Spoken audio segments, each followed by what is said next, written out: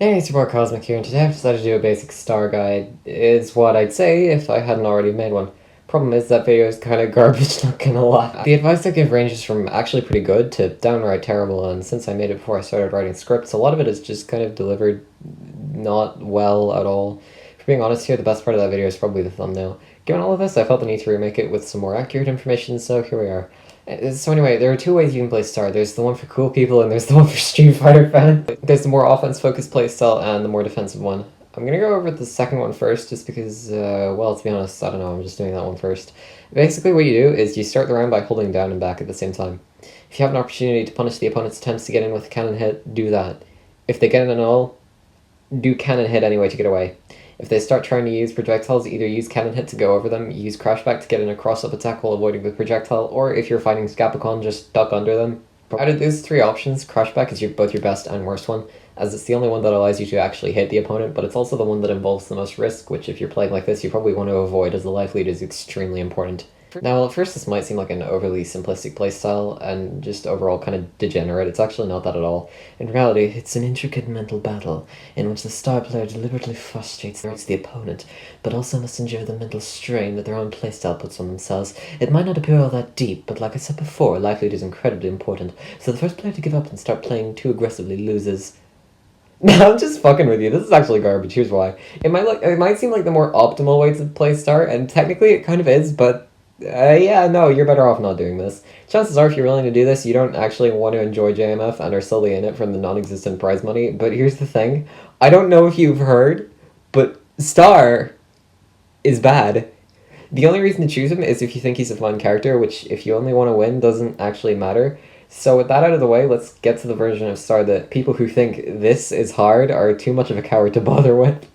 No, this version of Star is less of one playstyle and more of just everything Star that does that isn't completely degenerate, so I'm just going to go over some things he does, starting with his normals, which are bad.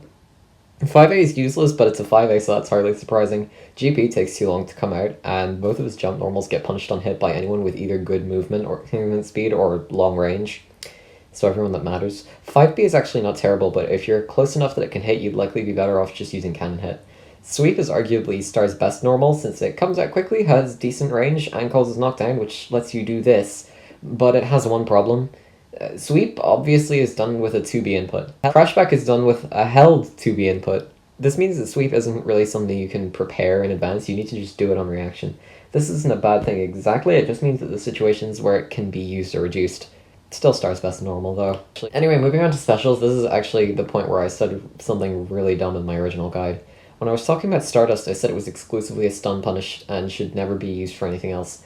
Technically, both of these statements are half right, but they're also half wrong, so I'm going to correct this anyway. First of all, the part where I said it was a stun punish, this is, generally speaking, kind of okay advice. The move is really slow to activate to the point where by the time you can land on the opponent, they might have meshed out a stun anyway. It's still a good option for if they're stunned, since there's a chance they'll unintentionally jump and you'll land on them anyway, but it's not as good for stun punishes as I made it out to be. To add to this, in certain matchups, using this move while the opponent isn't stunned isn't actually a very bad idea.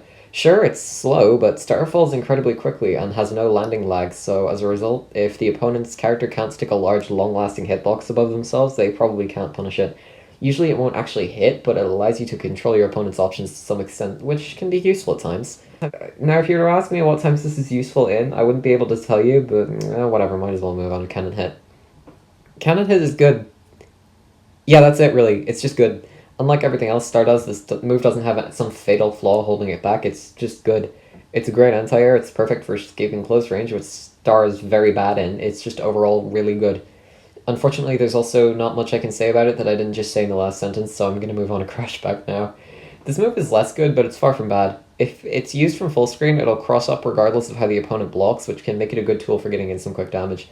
Sadly, it's also pretty easy to punish when it's in this initial jump phase, meaning it shouldn't be used too much, but once it's in this kick phase, you're mostly safe, even if it gets blocked or jumped over. In the original guide, I said this was Star's best option, which it certainly isn't, but it's far from bad either. Just know when to use it and you'll be safe. So yeah, that's it for the Star Guide. Hopefully this one was better than my previous one. If you had any issues with my description of the inferior Star playstyle or believe it was inaccurate, please make sure to not let me know in the comments, as I really don't care. Anyway, goodbye!